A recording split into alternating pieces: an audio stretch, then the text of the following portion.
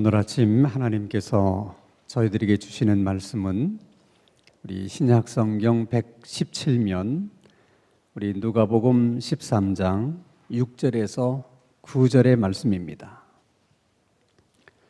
신약성경 117면 누가복음 13장 6절에서 9절의 말씀을 제가 봉독합니다. 하나님의 말씀을 경청하시기 바랍니다. 이에 비유로 말씀하시되 한 사람이 포도원에 무화과 나무를 심은 것이 있더니 와서 그 열매를 구하였으나 얻지 못한지라. 포도원 지기에게 이르되 내가 3년을 와서 이 무화과 나무에서 열매를 구하되 얻지 못하니 찍어버리라. 어찌 땅만 버리게 하겠느냐. 대답하여 이르되 주인이여 금년에도 그대로 두소서. 내가 두릅하고 거름을 줄이니 이후에 만일 열매가 열면 좋거니와 그렇지 않으면 찍어버리소서 하였다 하시니라. 아멘.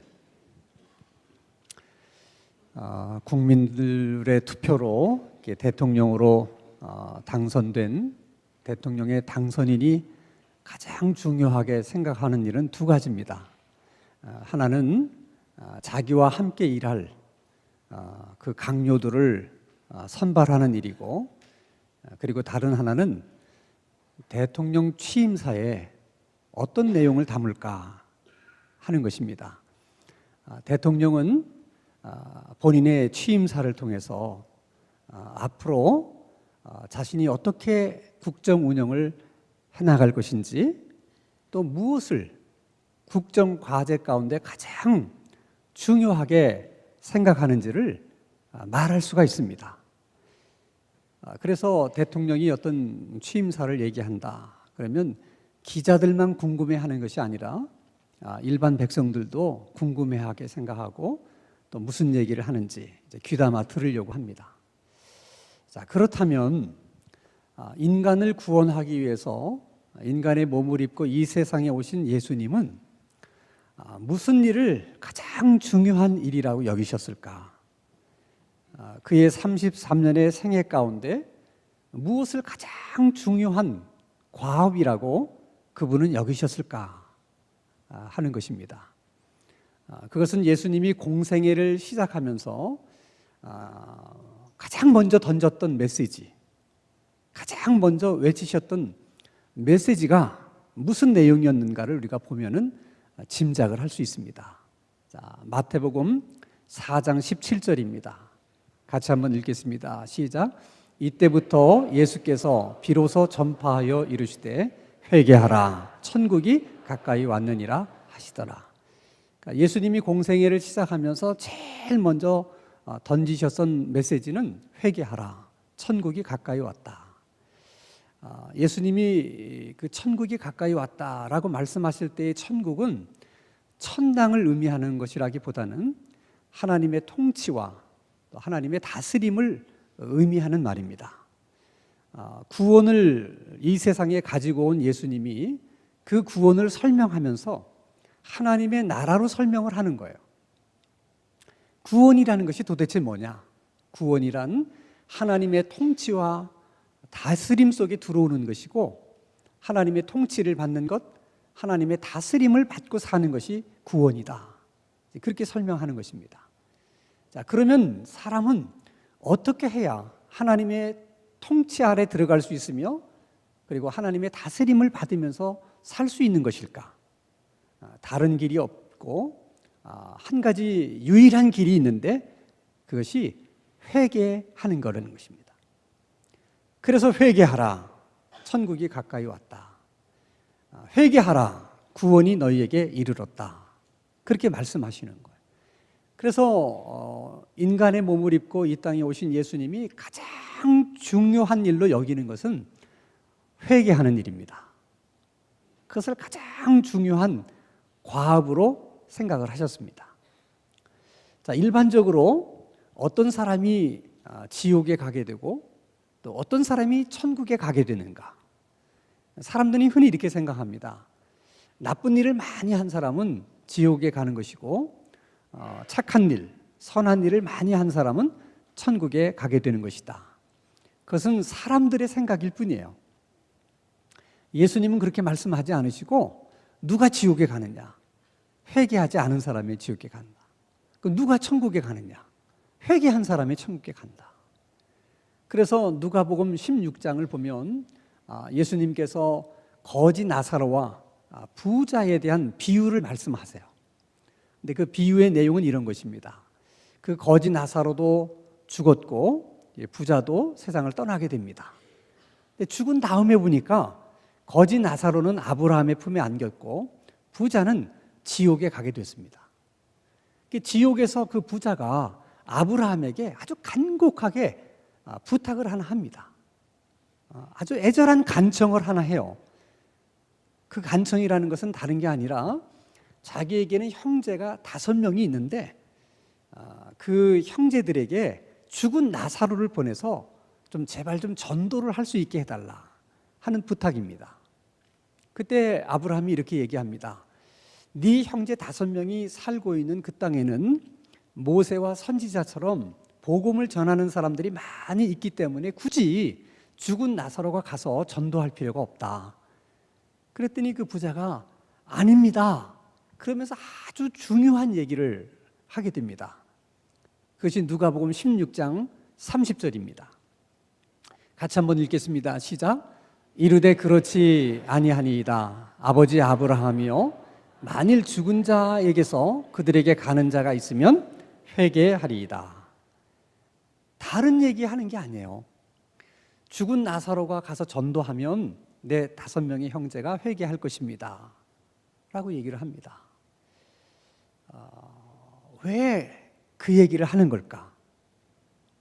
그것은 지금 부자가 지옥에 와서 깨닫게 된 것이 한 가지가 있었어요. 내가 왜 지옥에 오게 됐는가? 그때 우리들의 생각은 내가 지은 죄가 많아서 지옥에 오게 됐구나 그렇게 생각할 것 같지만 부자가 그렇게 생각한 것이 아니라 내가 회개하지 못해서 지옥에 오게 된 것이구나 라고 깨달은 거예요. 그래서 내 형제 5명이 내가 있는 이 지옥에 오지 않으려고 하면 그들도 뭘 해야 된다? 회개해야 된다는 거예요. 그래서 죽은 나사로를 내 형제들에게 보내면 틀림없이 그들이 회개할 것입니다 라고 얘기를 하는 거예요. 자, 그러면 도대체 회개라고 하는 것이 뭐길래 지옥 갈 사람을 천국에 가게 만드는 것일까? 회개라고 하는 것은 하나님이 우리들에게 말씀하세요. 너는 이런 면이 잘못했다 하고 우리의 잘못된 부분들을 말씀을 하실 때 그 하나님의 말씀에 우리가 동의를 하는 거예요. 하나님 맞습니다. 하나님이 저에게 이런 거 잘못했다고 말씀을 하셨는데 하나님 말씀이 옳습니다. 제가 이런 거 잘못했습니다. 그리고 자기가 잘못했다는 것을 인정하고 시인하고 고백하는 것이 그게 회개예요. 근데 어떻게 생각해 보면 회개가 굉장히 쉬운 것 같지만은 실제로는 그렇지 않아요. 회개하기 위해서는 반드시 전제되는 것이 한 가지가 있어요. 그것은 자기가 잘못했다는 것을 깨달아야 돼요. 자기가 잘못했다는 사실을 모르는데 어떻게 회개를 할 수 있겠습니까? 그러니까 회개를 하기 위해서는 내가 뭔가를 잘못했구나 하는 것을 깨닫고 알 때만이 회개가 가능한 거예요. 자, 그러면 여러분, 내가 잘못했다는 것을 여러분 어떻게 알 수 있습니까? 내가 잘못했다고 하는 것을 어떻게 깨달을 수 있어요? 3가지 방법이 있어요. 하나는 율법을 통해서 내가 잘못했다는 것을 깨닫게 됩니다. 예를 들면 하나님이 10계명을 주세요. 그래서 7계명 같은 경우는 간음하지 말라. 이게 율법이거든요. 그러니까 분명히 간음하지 말라 그랬는데 내가 간음을 했어요. 그럼 내가 간음하지 말아야 되는데 간음을 했구나 해서 잘못한 것을 제가 깨닫게 됩니다. 문제는 사람들이 하나님의 율법에 대해서 모른다는 거예요. 율법을 알아야지 내가 잘못했구나 하는 것도 깨달을 수가 있고 또 회개도 할 수 있는데 율법을 모르니까 내가 뭘 잘못했는지를 모르는 거예요. 모르니까 자꾸 잘못하는 일을 하게 되는 것이죠. 또 어떤 경우는 율법을 알아도 회개를 하지 않는 사람들이 있어요. 예를 들면 이런 경우입니다. 분명히 간음하지 말라 이렇게 십계명에 하나님이 말씀을 하셨는데 왜 사람이 결혼을 해서 왜 꼭 남편 한 사람 그리고 아내 한 사람, 어떻게 사람이 이 세상에 태어나서 그래 한 여자만을 사랑해야 되고 한 남자만을 사랑해야 되느냐? 세상에 그런 법이 어디 있느냐? 사랑스러우면 여자도 여러 여자를 사랑할 수 있고 또 남자도 여러 남자를 사랑할 수 있는 거 아니냐? 그리고 피차간에 서로 사랑하면 못할 게 뭐가 있냐? 그게 왜 잘못됐느냐? 그렇게 생각을 하면 잘못했다는 생각이 들지 않기 때문에 회개할 수가 없는 거예요. 그런가 하면 우리가 잘못을 깨달을 수 있는 방법은 우리의 양심이에요. 누가 뭐라고 얘기하지 않아도 우리 양심이 너 잘못했다 이렇게 얘기를 하거든요. 근데 이놈의 양심이라는 것도 계속해서 반복해서 죄를 짓고 또 죄에 익숙해지면 이 양심이 무디어져서 느끼지를 못해요. 그러니까 양심은 있으나 마나야. 양심이 아무 말도 하지 않으니까 내가 잘못하는지도 모르고 그냥 계속 잘못 사는 거죠. 그리고 세 번째는 하나님이 직접 얘기해 주는 거예요. 너 이거 잘못했다. 그래서 여러분 우리가 예수를 믿게 되는 경우도 한번 과정을 생각해 보세요. 반드시 우리가 예수를 믿으려고 하면 하나님의 말씀을 일단은 들어야 돼요. 복음을 들어야 됩니다. 그 복음의 내용이 뭐예요? 하나님께서 이 세상 모두를 창조하셨다. 그리고 우리들도 하나님이 창조하셨다. 그러니까 하나님은 창조주이시고 우리는 그의 피조물이다. 그래서 피조물은 창조주 하나님을 창조주로 인정하고 창조주이신 하나님을 예배하고 그분의 다스림을 받으면서 순종하면서 살아야 된다. 그것이 피조물이 해야 될 일이다. 그 말씀을 들으면서 그때서야 깨달은 거예요. 그러니까 그전에는 그걸 깨닫지 못했기 때문에 하나님을 하나님으로 내가 인정한 적도 없고 하나님을 예배한 적도 없고 그냥 나는 내가 하나님인 줄 알고 내 마음대로 그냥 살았던 것이거든요. 근데 그것을 들으면서 아 그렇구나 하는 걸 깨달았어요. 그래서 하나님 말씀이 옳습니다. 내가 이제 와서 깨닫고 보니까 내가 하나님을 하나님으로 인정하지 못했군요. 내가 그 하나님을 예배하지 못했군요. 내가 그냥 하나님처럼 살았군요. 이것이 잘못되었군요. 그걸 시인하고 인정하고 고백하는 거예요. 그게 회개예요. 근데 생각해 보니까 모르고 한 일이기는 하지만 그래도 잘못한 건 잘못한 거잖아요. 그래서 하나님에게 내가 몰라서 그랬는데 그러면 그 잘못한 건 어떻게 하죠? 그때 하나님이 또 말씀하시는 거예요. 내가 너의 잘못을 용서할 수 있게 하기 위해서 하나님의 아들인 예수를 내가 이 세상에 보내서 내가 지은 그 모든 죄값을 대신 지게 했다. 그러니까 그 사실을 너 받아들이고 인정하고 예수님을 너 마음속에 영접하고 살아라. 근데 그 얘기를 듣기 전에는 그걸 몰랐어요. 그래서 나는 예수님을 구주라고 생각해 본 적도 없고 또 인정한 적도 없어요. 근데 그걸 알고 나니까 아 그렇군요. 하나님 예수님이 내 구주로 이 세상에 오셨군요. 나를 위해서 십자가에 돌아가셨군요. 그때 깨달은 거예요. 그래서 그동안 내가 예수를 믿지 못했던 거 또 예수님을 인정하지 못했던 거 그걸 다 시인하고 고백해요. 그게 회개예요. 그러니까 여러분 회개하지 않아도 교회는 나올 수 있어요. 회개하지 않고도 교회는 다닐 수 있어요. 그러나 회개하지 않고는 절대로 예수를 믿을 수는 없습니다. 회개 없이는 예수를 믿을 방법이 없어요. 내가 죄인이라고 하는 사실을 깨닫지 못하는데 어떻게 구주가 내게 필요할 수 있으며 예수님을 구주라고 믿을 수가 있겠습니까? 그러니까 생각해 보면 여러분, 우리가 예수 믿게 된 것도 결국은 회개했기 때문이고, 우리가 구원을 받게 된 것도 결국은 회개했기 때문이에요. 우리를 천국에 가게 만드는 것도 결국 우리가 회개했기 때문이에요. 그러니까 이게 회개가 얼마나 큰 하나님의 은혜고 이게 얼마나 큰 복인가를 아셔야 돼. 우리가 평생을 살면서 하나님께 받을 수 있는 가장 큰 은혜와 복 중에 하나가 회개할 수 있다는 거예요. 우리는 회개함으로 예수도 믿고 또 구원도 받았지만은 예수 믿은 이후에도 끊임없이 하나님으로부터 많은 우리가 은혜를 받으면서 살아가야 되는데 그 은혜도 회개를 통해서 받게 되는 거예요. 하나님이 우리들에게 은혜를 주실 때는 반드시 우리를 회개케 하세요. 회개를 시킨 다음에 그리고 은혜를 주세요. 왜 그렇게 하실까? 자, 요한일서 1장 9절의 말씀을 우리 한번 같이 읽겠습니다. 시작. 만일 우리가 우리 죄를 자백하면 그는 미쁘시고 의로우사 우리 죄를 사하시며 우리를 모든 불의에서 깨끗하게 하실 것이요.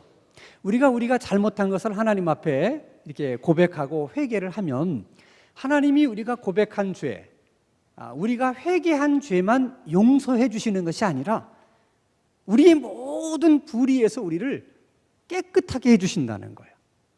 그건 무슨 뜻인가 하면 우리가 하나님 앞에 회개를 하면 우리가 유혹을 받아서 우리가 잘못될 가능성들이 많고 그 유혹에 넘어가서 또 다른 죄를 지을 수 있는 가능성들이 많이 있는데 하나님이 그걸 미리 보시고 우리가 회개할 때마다 그 가능성들을 깨끗하게 씻어주신다는 거예요. 유혹에 넘어가지 않도록 또 다른 죄를 짓지 않도록. 왜 하나님이 그렇게 하실까? 그것은 꼭 이런 거와 같아요. 내가 자동차를 타고 다니다가 브레이크를 밟아보니까 이 브레이크가 잘 안 듣는 거예요. 이게 브레이크에 문제가 있구나. 그래서 이제 정비업소에 갔어요. 브레이크를 좀 고쳐달라고. 그랬더니 그 공장장이 브레이크를 고쳐줍니다. 나는 브레이크를 고치기 위해서 간 건데 브레이크를 고쳐주면서 하는 말이 어렵게 정비소에 들어왔으니까 제가 여기저기 차가 어떤지를 체크해 드리겠습니다. 그러더니 뭐 엔진 뚜껑을 열어보더니 아니 이 엔진 오일을 언제 가셨어요? 이거 가실 때가 훨씬 지났는데 이거 그냥 이렇게 타고 다니면 나중에 엔진이 이렇게 붙는 경우가 생깁니다. 큰일 납니다. 그래요? 저는 몰랐어요. 그리고 보니까 저 자동차 뒤 깜빡이 등이 나갔어요. 저 깜빡이 등이 안 들어오면은 야간에 사고 날 위험이 있어요. 그래요? 저는 그 차 뒤에 있는 깜빡이 등을 한 번도 본 적이 없어서 저게 뭐 끊어졌는지 나갔는지를 제가 어떻게 알겠어요? 그것도 갈아주는 거예요. 이왕 들어왔으니까 세차도 하시죠. 그 세차도 해요. 들어갈 때는 브레이크 하나 고치려고 들어갔는데 엔진 오일도 갈게 되고 또 뒤에 있는 방향등도 고치고 또 차도 깨끗하게 세차를 해서 정말 세차가 돼서 나와요. 항상 우리가 하나님 앞에 나가서 회개할 때마다 하나님이 그렇게 해주신다는 거예요. 왜? 요한복음 15장 2절입니다. 같이 읽습니다. 시작. 물은 내게 붙어 있어 열매를 맺지 아니하는 가지는 아버지께서 그것을 제거해 버리시고 물은 열매를 맺는 가지는 더 열매를 맺게 하려 하여 그것을 깨끗하게 하시느니라. 그러니까 우리가 회개할 때마다 하나님이 우리를 깨끗하게 하시는 이유는 더 많은 열매를 맺게 하기 위해서라는 거예요. 다른 말로 말하면 더 많은 은혜를 주시려고, 더 많은 복을 우리에게 주시려고, 더 많은 주님의 일을 감당하게 하시려고, 그래서 이렇게 깨끗하게 하신다는 거예요. 그리고 생각해 보면 이렇게 회개를 하면 우리가 구원도 받고 또 천국에도 갈 수 있고 또 회개를 하면 하나님 우리를 이렇게 깨끗하게 하셔서 또 더 많은 은혜도 주시고 더 많은 복도 주시는데, 그런데 왜 근데 우리는 회개를 하지 않을까? 여러 가지 이유가 있을 수 있습니다만은 가장 중요한 것은 악한 영인 마귀가 회개를 하지 못하도록 해요. 왜 못하도록 하느냐? 우리가 회개하면 자꾸 하나님으로부터 은혜를 받거든요. 복을 받거든요. 그럼 우리가 아주 강건한 신앙인이 돼요. 말뿐이 아니라 정말 능력 있는 신앙인이 돼요. 마귀는 우리가 그렇게 되는 게 두려운 거예요. 그래서 어떻게 하든 우리를 회개하지 못하도록 방해를 하는데 방해하는 전략이 두 가지예요. 하나는 이렇게 우리에게 얘기합니다. 회개해봐야 소용이 없어. 내일 또 죄질 텐데 뭐. 내일도 또 회개할 건데. 아니, 인생을 살면서 어떻게 죄를 안 짓냐. 이 세상에서 살면 죄는 어쩔 수 없이 지게 되는 거야. 그러니 하고 살아야지. 수도 없이 죄를 짓고 사는데 언제 매일같이 다 회개를 하고 살겠냐. 그냥 그러려니 하고 살아라. 정말 우리는 그러려니 하고 살기 때문에 회개할 필요성도 별로 느끼지 못하고 또 사실 회개도 하지 않고 사는 거예요. 그리고 또 이렇게 얘기해요. 야, 너보다 나쁜 사람들이 얼마나 많은데 세상에. 너는 그래도 괜찮아. 너 세상 사람들이 얼마나 죄를 많이 짓고 사는 줄 아냐? 그런 것에 비하면 네가 무슨 회개할 게 있냐. 회개는 저런 놈들이 회개하는 거야. 너는 별로 회개할 것이 없어. 자꾸 그런 마음을 주는 거예요. 그래서 항상 회개는 다른 사람들이 해야 된다고만 생각해요. 언제나 마귀는 우리들에게 그런 마음을 주는 거예요. 나는 다른 사람들에게 상처를 준다고 생각하지 못하고 늘 상처는 다른 사람이 내게만 준다고 생각해요. 그래서 항상 나는 피해자고 다른 사람이 가해자라고 생각을 해요. 그러니까 회개는 누가 해야 돼? 상처 준 놈이 해야지. 가해자가 회개를 해야지. 나는 피해자인데 내가 무슨 회개를 해?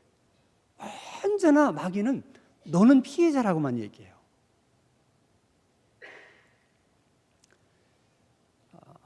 며느리를 아주 힘들게 하는 시어머니가 한 분 계셨어요. 하여간 사사건건이 며느리를 힘들게 해요. 그래서 어느 날 며느리가 날 잡아가지고 정식으로 시어머니에게 얘기를 했어요. 시어머니, 왜 저를 그렇게 못마땅하게 생각하고 저를 싫어하십니까? 제가 시어머님에게 뭘 잘못했습니까? 잘못한 것이 있으면 얘기해 주세요. 제가 고치겠습니다. 그랬더니 그 시어머니가 며느리를 빤히 바라보면서 나는 내 존재만으로도 불쾌하다. 이렇게 얘기를 했어요. 며느리의 입장에서 생각하면 그렇게 상처되는 말이 어디 있어요? 그러니까 시어머니는 며느리에게 엄청 상처를 준 거죠. 그러니까 회개를 하면 누가 회개를 해야 돼? 상처 준 시어머니가 회개를 해야지 상처받은 며느리가 무슨 회개할 게 있겠어요? 우리는 다 그렇게 생각해요. 근데 그 며느리가 시어머니가 하는 얘기를 듣는 순간 크게 깨달은 게 하나 있었어요. 그것은 뭐냐면 내가 잘하든 못하든 그거하고는 아무 상관없이 내가 누구인가는 이렇게 불쾌한 존재도 될 수 있구나. 내가 잘하든 못하든 내 의지와는 상관없이 나도 모르는 사이에 내가 다른 사람에게 가해자가 될 수 있구나 하는 걸 깨달은 거예요. 그러나 우리는 아무도 그렇게 생각하지 않습니다. 내가 뭘? 나는 절대로 그렇게 살지 않는다. 그게 여러분 자만심이고 그게 교만한 마음이에요. 우리들은 그 자만심 때문에 그 교만 때문에 전혀 회개할 필요성을 느끼지 못하면서 우리가 늘 잘못하면서도 회개하지 않고 그냥 그렇게 살아가는 거예요. 그러면 회개하면 이렇게 구원도 받고 천국에도 갈 수 있고 또 하나님으로부터 이렇게 많은 은혜를 받을 수 있는데 그럼 우리가 회개하지 않으면 어떻게 되는 걸까? 여러분 한번 생각해 보세요. 하나님이 내게 너는 이런 거 잘못했다. 근데 내가 그걸 인정하지 않아요. 내가 동의하지 않아요. 그러면 어떤 일이 일어납니까? 하나님은 너 잘못했다 그러는데 나는 아니라고 그러는 거야. 그러면 둘 중에 하나입니다. 아무 잘못이 없는 나를 하나님이 잘못했다고 거짓말을 하거나, 아니면 내가 잘못해놓고 잘못하지 않았다고 거짓말을 하거나, 둘 중에 하나는 거짓말을 하는 거예요. 그래서 요한일서 1장 10절에 하나님이 이렇게 말씀을 하세요. 같이 읽겠습니다. 시작. 만일 우리가 범죄하지 아니하였다 하면 하나님을 거짓말하는 이로 만드는 것이니 또한 그의 말씀이 우리 속에 있지 아니하니라.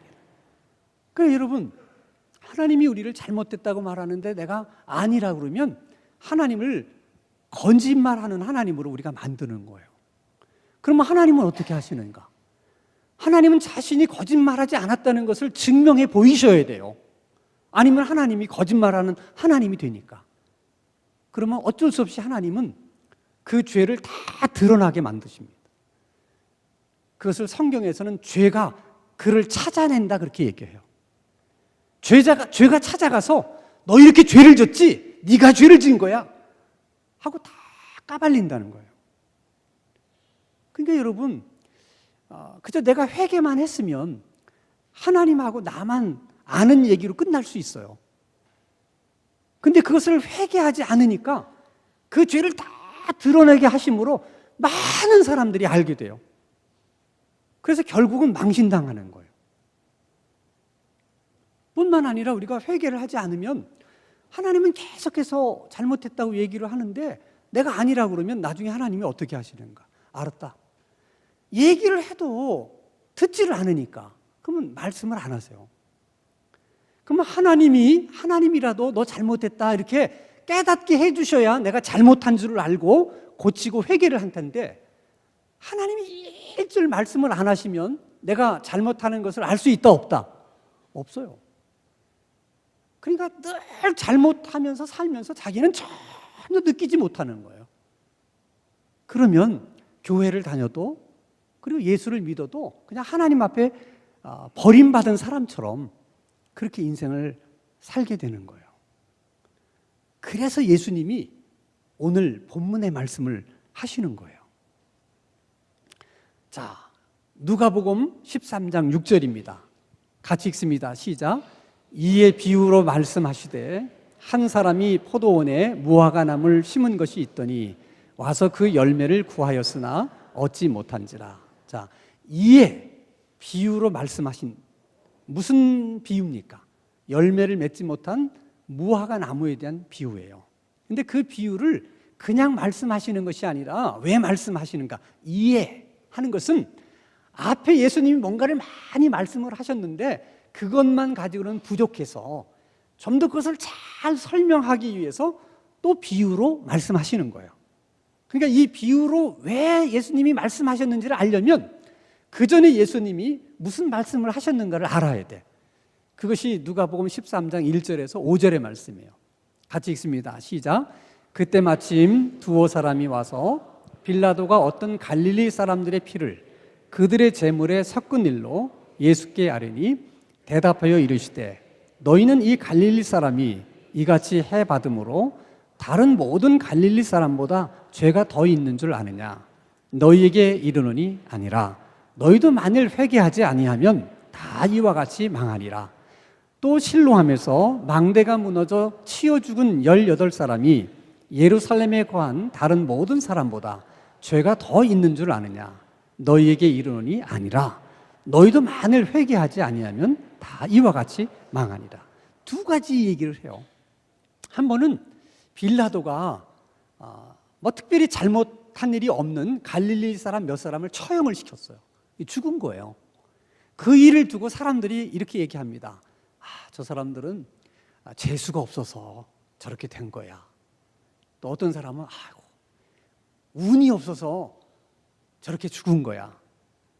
그런가 하면 어떤 사람들은 다 뿌린 대로 거둔다고 하는데 뭔가 잘못한 것이 있고 지은 죄가 있으니까 저렇게 불행한 일을 당한 거지 그냥 불행한 일이 생겼겠어? 이렇게 사람들이 얘기한다는 거예요. 다 그 사람에게 문제가 있으니까 저런 일도 당한 것이다. 그때 예수님이 아니라는 거예요. 그 사람들이 너희들보다 죄가 더 많아서 그런 일을 당한 것이 아니라는 거야. 너희들도 회개하지 않으면 다 저렇게 죽게 될 것이고 망하게 될 것이라는 거야. 실로암의 망대가 무너져서 18명이 깔려 죽었어요. 그 일을 두고도 사람들은 똑같은 얘기를 해요. 운이 없어서, 재수가 없어서, 아니면 심는 대로 거둔다고 그랬는데 뭔가 우리가 모르는 죄가 있으니까 망대에 깔려 죽었겠지. 그런 불행한 일이 그냥 일어났겠어? 예수님도 말씀하십니다. 그렇지 않다는 거예요. 너희들도 회개하지 않으면 다 저 사람들처럼 저렇게 죽게 되고 망하게 될 것이다. 그러면서 비유를 말씀을 하십니다. 내용은 간단해요. 어떤 사람이 포도원에 무화과 나무를 심었어요. 정성껏 가꿨습니다. 3년째 되는 해 열매를 구했어요. 그러니까 주인의 입장에서는 무화과 나무를 심고 정성껏 가꿨는데 3년이라는 시간이 지나면 반드시 열매가 있을 거라고 생각한 거예요. 그것이 당연한 일이라고 생각했어요. 보니까 열매가 없어요. 그래서 그 포도원 농부에게 얘기합니다. 그 찍어버려라. 그 열매도 맺지 못하는 걸 그건 뭐 하겠냐. 그랬더니 그 포도원 농부가 이렇게 얘기합니다. 주인님 그렇게 하지 마시고 1년만 더 참아주십시오. 제가 1년 동안 더 애써 노력하고 가꿔서 잘하면 열매를 맺을 겁니다. 만약 그때도 열매를 맺지 못하면 찍어버리십시오. 그러면 주인이 원하는 열매라는 것이 도대체 뭔가? 예수님이 그 전에 말씀하신 것을 보면 그건 회개의 열매예요. 비유를 풀어 설명하면 이런 얘기입니다. 하나님께서 우리로 하여금 회개케 하시려고 이렇게도 얘기하고 저렇게도 얘기하고 3년 동안 얘기를 했다는 거예요. 알아들을 수 있도록 얘기했다는 거예요. 그런데도 회개를 안 하는 거예요. 그래서 하나님이 그러면 뭐 다른 방법이 있겠냐? 그랬더니 예수님이 아닙니다. 1년만 더 시간을 주십시오. 제가 한번 잘해서 하면 틀림없이 회개를 할 겁니다. 그 1년. 여러분 우리가 60을 살든 80을 살든 하나님의 관점에서 보면 그 모든 우리의 인생은 회개하기를 기다리시는 1년이에요. 그 1년이 어떤 사람에게는 작년이었을 수 있고 어떤 사람에게는 올해일 수 있고 어떤 사람에게는 내년일 수 있어요. 작년에 살았던 사람들 중에 회개하지 못하고 세상 떠난 사람들 많이 있습니다. 올 1년을 살면서도 결국 회개하지 못하고 이 세상을 떠날 사람들이 많이 있어요. 그 1년이 얼마나 소중한 1년인지 몰라요. 결국 우리는 회개해야만 죄를 용서받을 수 있는 것이고 또 구원을 받을 수 있는 거예요. 뿐만 아니라 끊임없이 회개함을 통해서 우리에게 필요한 은혜를 받고 또 복을 받게 돼요. 그래서 하나님은 우리들에게 은혜를 주시려고 끊임없이 우리로 하여금 회개할 수 있도록 자꾸 하나님께서 또 은혜를 주시는 거예요. 그거 한번 생각해 보세요. 여러분들이 매주 이렇게 예배를 드리면서 말씀을 들어요. 많은 분들 가운데 이런 얘기를 해요. 오늘 목사님 정말 말씀이 좋았어요. 제가 그 말씀을 듣고 제가 깨닫는 것이 있었어요. 그때 여러분 잘 생각하셔야 돼요. 자, 내가 말씀을 듣고 깨달았다 하는 얘기는 그 깨닫기 전에는 몰랐기 때문에 잘못하고 산 거예요. 그 깨닫게 해주셨던 그 점에 대해서만큼은 내가 몰랐기 때문에 잘못 산 거예요. 그러니까 하나님이 뭔가를 깨닫게 해주셨고 말씀의 은혜를 주셨다는 것은 그 부분에 회개할 것이 있다는 거예요. 우리는 자꾸 회개를 도덕적으로 뭔가를 잘못한 것을 늘 생각해요. 나는 간음한 적이 없어요. 난 사람을 죽인 적도 없어요. 그러니까 우리는 별로 회개할 일이 없다고 생각해요. 그렇지 않아요.